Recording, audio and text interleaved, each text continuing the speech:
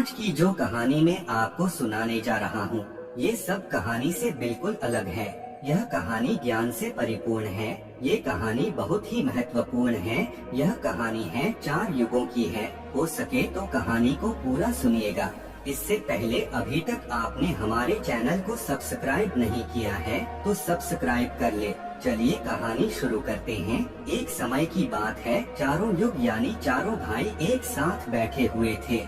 तब आपस में चारों में वाद विवाद होने लगता है। सतयुग, त्रेता, द्वापर और कलयुग चारों एक साथ बैठे हुए विवादों में उलझने लगे।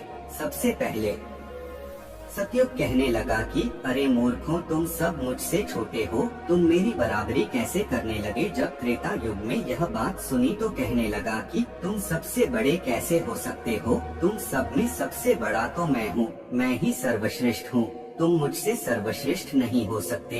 तब तक द्वापर युग बोल उठा कि तुम सर्वश्रेष्ठ कैसे हो सकते हो, तुम सभी में श्रेष्ठ तो मैं हूँ, तुम्हारा श्रेष्ठ होने का तो प्रश्न ही नहीं उठता। तब तक कलयुग कहने लगा कि तुम तीनों श्रेष्ठ बन रहे हो, परंतु हकीकत तो जानते ही नहीं, वास्तविकता में श्रेष्ठ तो मैं हूँ। इस तरह से चारों युग आपस में झगड़ने लगे। तब चारों लोगों ने फैसला किया कि हम आज से आपस में फैसला नहीं कर सकते। तब जाकर चारों युगों ने आपस में निर्णय किया कि हम ऐसे फैसला नहीं कर सकते। हम में से कौन बड़ा है, कौन सर्वश्रेष्ठ है, इसका फैसला तो भगवान भोलेनाथ करेंगे। चलिए वहाँ चलते हैं, वही आदि और अनंत है। चलिए उन्हीं के पास कैलाश पर चलते हैं, वही हमें बताएंगे कि हम में कौन बड़ा है और कौन छोटा है। इसका निर्णय स्वयं भगवान शंकर करेंगे। इसका निर्णय हम नहीं कर सकते। चारों युगों ने मिलकर योजना बनाई कि चलिए कैलाश पर चलते हैं। चारों युग कैलाश पर्वत चले जाते हैं। जब वह कैलाश पर्वत पर पहुंचते हैं तो द्वारपाल उन्हें रोक लेते हैं। द्वारपाल कहते हैं कि तुम चारों कौन हो और कहां जा रहे हो। तो चारों युग कहने लगे कि हे द्वारपालो, हम भगवान शिव से मिलना चाहते हैं और हम 4 युग हैं, उन्हें हमारी आने की सूचना दीजिए। स्वयं नंदीश्वर महाराज भगवान शिव के पास आए और भगवान शिव से कहने लगे, हे प्रभु, हे कैलाशपति, आपसे चारों युग मिलना चाहते हैं। भगवान शिव कहते हैं कि जाओ, उन्हें सम्मान सहित हमारे समक्ष ले आओ। भगवान नंदेश्वर चारों युगों को लेकर पहुंच जाते हैं भगवान शिव के पास। भगवान शिव ने चारों को सम्मान सहित अपने दरबार में बैठाया। चारों लोग भगवान शिव को प्रणाम करते हैं। तब भगवान शिव ने चारों युगों से कहा कि आप सभी का हमारे दरबार में, हमारे कैलाश पर स्वागत है। कहो वो तुम्हारे आने का क्या कारण है। तुम तो स्वयं ही कालचक्र हो, तुम तो स्वयं ही समय हो, फिर ऐसा क्या कारण है कि तुम्हें हमारे पास आना पड़ा। चारों युग कहते हैं कि है सृष्टि के रक्षिता है भगवान शिव। हम चारों में विवाद खड़ा हो गया है और हम उस विवाद का समाधान नहीं कर पाए, इसीलिए हम आपके पास आए हैं। अब हम आपसे निवेदन करते हैं और गुहार करते हैं कि हे भगवान, आप ही हमारा फैसला करें, आप हमारा न्याय करें और हमें बताएं कि हम चारों में सबसे बड़ा कौन है, हम चारों में सर्वश्रेष्ठ कौन है। भगवान शिव कहते हैं कि इसका फैसला तो तब होगा जब आप चारों अपना अपना फैसला सुनाएंगे। तब भगवान शिव सतयुग से कहते हैं कि ये सतयुग, तुम बताओ, तुम कैसे बड़े हो।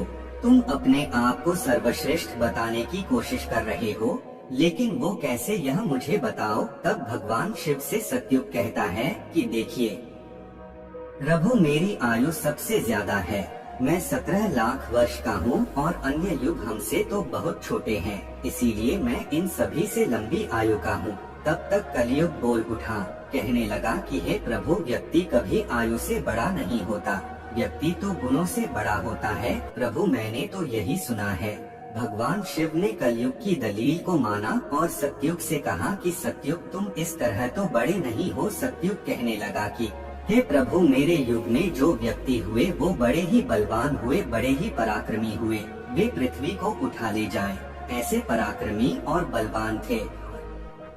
मेरे राज्य में जब मेरा राज्य था तो उसमें भगवान श्री हरि विष्णु ने कई अवतार लिए। देखिए प्रभु नृसिंह अवतार मेरे ही काल में हुआ, वह अवतार मेरे ही काल में हुआ। मत्स्य अवतार मेरे ही शासन काल में हुआ, तब तक त्रेतायुग बोल उठा, नहीं प्रभु, क्या प्रभु श्री हरि विष्णु के अवतार होने से वो बड़े हो सकते हैं? तो प्रभु अवतार तो मर्यादा पुरुषोत्तम श्री राम का मेरे काल में भी हुआ था, जिन्होंने संसार को मर्यादा सिखाया। और बलवान की बात करते हो, कुंभकर्ण जैसे योद्धा, रावण जैसे योद्धा मेरे शासनकाल में भी हुए हैं प्रभु। इस तरह से तय सत्युग बड़ा नहीं हो सकता, फिर इन सब में बड़ा तो मैं हूँ। जब ये बात द्वापर युग ने सुनी तो द्वापर युग कहने लगे कि हे प्रभु, ये दोनों बड़े बन रहे हैं, परंतु ये दोनों बड़े कैसे हो सकते हैं? देखिए प्रभु, आप जानते हैं कि जब मेरा शासनकाल आया तो मेरे काल में तो भगवान श्री कृष्ण जैसे अवतार पैदा हुए, जो कि 16 कला से संपूर्ण पारब्रह्म परमेश्वर थे, जिन्होंने विराट रूप दिखाया। वैसा विराट रूप तो साक्षात भगवान विष्णु भी नहीं दिखा सकते हैं। वे भगवान योद्धाओं की बात करते हैं तो मेरे शासनकाल में बड़े बड़े योद्धा कंस, जरासंध, भीष्म पितामह और 5 पांडव तो मेरे ही शासन काल में हुए थे। प्रभु स्वयं बलराम मेरे ही शासन काल में हुए थे। तो बताइए प्रभु कि मेरे शासन काल में कौन सा योद्धा इनके योद्धाओं से कम था? हे प्रभु, इन सब में बड़ा तो मैं हूँ। तब तक कलयुग बोल उठा। कलयुग कहता है कि हे प्रभु, मैं इनकी बातें मान लेता हूँ। इनके शासन काल में जो भी योद्धा हुए, जो भी अवतार हुए, उनमें बुद्धि नहीं थी, वह बिल्कुल मूर्ख थे। और जिनके शासन काल में मूर्ख प्राणी पैदा हो, क्या वो बुद्धिमान हो सकते हैं? क्या वो सर्वश्रेष्ठ हो सकते हैं? कलयुग कहने लगा कि नहीं भगवान, मेरा शासन काल सबसे अच्छा है। मेरे युग में व्यक्ति दुखी नहीं पा सकता। अच्छे और नई नई तकनीकों से परिपूर्ण मेरा युग, मेरा शासनकाल सभी में सर्वश्रेष्ठ है। जब भगवान शिव ने चारों युग शक्ति, योग, त्रेता, द्वापर और कलयुग चारों की वाणी सुनी, चारों के उत्तर सुने, चारों की बहस सुनी, तो भगवान शिव अपने मन में विचार करने लगे और सोचने लगे कि इनका फैसला कैसे किया जाए। पास में ही माता पार्वती बैठी थी। माता पार्वती कहती हैं कि हे प्रभु, अगर आप ही इनका फैसला नहीं कर पाए तो फिर इनका फैसला कौन करेगा? फिर तो चारों भाई आपस में ही मर जाएंगे। हे महादेव, इसीलिए आप ही इनका फैसला कीजिए। सभी देवता मिलकर भगवान शिव से कहने लगे कि हे भोलेनाथ, आप ही इनका फैसला करें, नहीं तो चारों युग अगर आपस में लड़ने लगे तो फिर क्या होगा? सृष्टि का कालचक्र रुक जाएगा, समय का प्रवाह रुक जाएगा। ये भोलेनाथ, आप ही कुछ कीजिए। भगवान शिव कहते हैं कि ठीक है, मैं समस्त गणों की बात मानता हूँ, मैं इन चारों युगों का फैसला करूँगा। भगवान शिव ने चारों युगों से कहा कि चलो ठीक है, मैं तुम चारों की परीक्षा लूंगा, और जो परीक्षा में सफल हुआ वही सबसे बड़ा होगा। सत्युग बोल उठा और बोला, है भगवंत, आप जो चाहे वह परीक्षा ले लीजिए, लेकिन सबसे बड़ा तो मैं ही रहूंगा। कलयुग कहता है कि हे प्रभु, हम भी परीक्षा देने के लिए तैयार हैं, आप तो बस परीक्षा दीजिए। चारों युग परीक्षा देने के लिए तैयार हो जाते हैं। भगवान शिव ने 100 टन वजन का एक परसा लिया, लोहे का परसा, और कैलाश पर्वत के नीचे एक तलहटी में रख दिया, और उस परसा के पास में ही एक चावल का ढेर लगा दिया। भगवान शिव ने चारों लोगों को बुलाया और कहा कि तुम चारों यह देख रहे हो, तुम्हारा परीक्षा अभी हो जाएगा। भगवान शिव सतयुग से कहते हैं कि सतयुग मेरे 500 गण यहाँ बैठे हैं, और इस परसा में रखे हुए चावल को बनाना है, तो इन चावलों को तुम्हारे युग का व्यक्ति ही बनाएगा, और मेरे यहाँ जितने गण हैं वो सब भोजन करेंगे। भगवान शिव कहते हैं कि ये सतयुग तुम तुम्हारे युग का व्यक्ति बनाओ और उसे भोजन बनाने के लिए भेज दो, और हम सभी लोग यहाँ खड़े होकर देख रहे हैं। जब भगवान शिव की बात शक्ति योग ने सुनी तो एक बहुत बड़ा बलवान योद्धा सतयुग ने बनाया और कह दिया कि जाओ बेटे, इस परसा में चावल बनाओ, और बना करके भगवान शिव के इन सभी गणों को भोजन कराओ। अपने महाराज का आदेश सुनकर के सतयुग का आदमी चलता है, वहाँ आकर के देखता है कि उस परसे का भार 100 टन से ऊपर है, हजारों मन से ऊपर का परसा है। वह तो सतयुग का व्यक्ति था, वह बड़ा ही बलवान था। उसने एक बहुत बड़ी भट्टी खोदी। भट्टी खोदने के बाद पेड़ों को तोड़ करके लाया और उसने अग्नि जलाई। अग्नि जलाने के बाद परसे को एक हाथ से उठाया और उठा कर के भट्टी पर रख दिया और चावल उठाया और परसा में डाल दिया, पानी डाल दिया और चावल बना डाला। जब बहुत विशाल परसा में चावल बन गए तो उस व्यक्ति ने, जो सत्युग का था, समस्त गणों को बैठाया, पत्तल दिया और चावलों से भोजन करा दिया। उसने अपना कार्य पूरा करके अपने मालिक सत्युग के पास आया और कहने लगा कि हे प्रभु, मैं जा रहा हूँ, अब मेरा काम हो गया है। भगवान शिव और अन्य लोग देख रहे थे। भगवान शिव त्रेतायुग से कहते हैं कि ये त्रेता, अब तुम अपने युग के व्यक्ति को भेजो और ये परसा जो रखा हुआ है इसे मैं अपनी माया से हटा देता हूँ और दूसरा इसी के सामान परसा बना देता हूँ।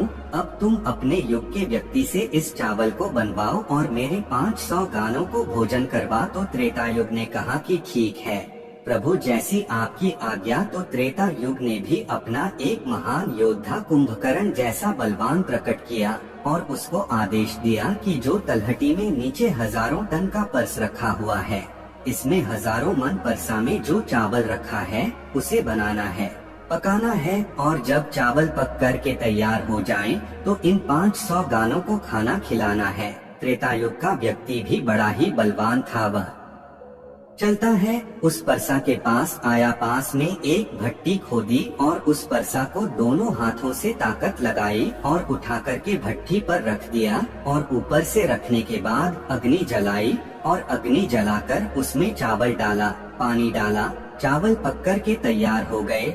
उस त्रेता युग के व्यक्ति ने उस परसा से निकाला और निकाल करके जितने भी भगवान शिव के गण थे उन सबको खाना खिलाया और भोजन करने के बाद सभी गण वापस कैलाश पर्वत पर आ गए। भगवान शिव ने फिर अपनी शक्ति से उस परसे को समाप्त कर दिया। भगवान शिव द्वापर युग से कहते हैं कि द्वापर, ये दोनों युग अपनी अपनी परीक्षा दे चुके हैं, अब तुम्हारी बारी है। देखिए, इतना ही बड़ा परसा उस तलहटी में तुम्हें दिखाई दे रही है और हजारों मन चावल रखे हुए हैं और तुम्हें मेरे 1500 गणों को भोजन कराना है। द्वापर कहने लगा कि ठीक है प्रभु, आपकी जैसी इच्छा में पूरा प्रयत्न करूंगा कि मेरे युग का जो व्यक्ति है आपके सभी गणों को खाना खिला सके। द्वापर युग ने भी एक भीम जैसे अवतार वाला बड़ा ही ताकतवर बलवान व्यक्ति को बना करके खड़ा कर डाला और उससे कहा कि जाइए, देखिए तलहटी में परसा रखा हुआ है, वहाँ रखे पर्स से मैं उस चावल को बनाना है और बनाकर इन सभी गणों को भोजन कराना है। वह व्यक्ति अपने प्रभु से कहता है कि ठीक है प्रभु, जैसी आपकी आज्ञा। द्वापर का व्यक्ति चलता है। उसने देखा कि बरसात तो कुछ आकार में बड़ा है, उठाने में ताकत लगानी पड़ेगी, परंतु उसने भट्टी खोदी और लकड़ियों की व्यवस्था की और उस परसे को दोनों हाथों से उठाया और उस परसे को अपना पूरा दम लगाकर दोनों हाथों से उठाया। क्योंकि उसे सतयुग और त्रेता युग के व्यक्ति उठा सकते थे, तो उसे बहुत ताकत लगानी पड़ी। पूरी ताकत लगाकर उसने उस परसा को उठाया और उठा करके जैसे तैसे खींच खाच कर उसे भट्टी बना दिया। नीचे अग्नि लगाई, उसमें चावल डाल दिए और जब चावल पक गए तो वही तरीका उसने भगवान शिव के सभी गणों को भोजन कराया।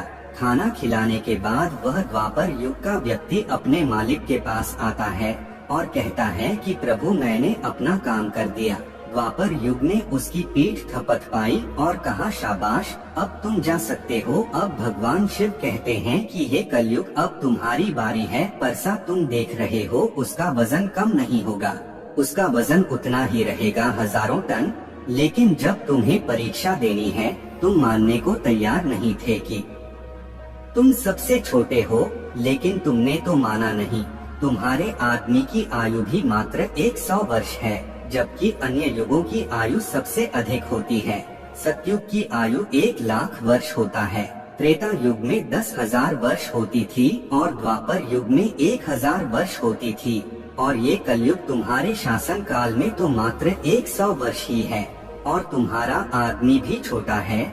जब भगवान शिव की बातें कलयुग ने सुनी तो कलयुग कहता है कि प्रभु ठीक है, मैं आपकी बात मानता हूँ, लेकिन आप पहले ही मुझे इस तरीके से हताश मत कीजिए।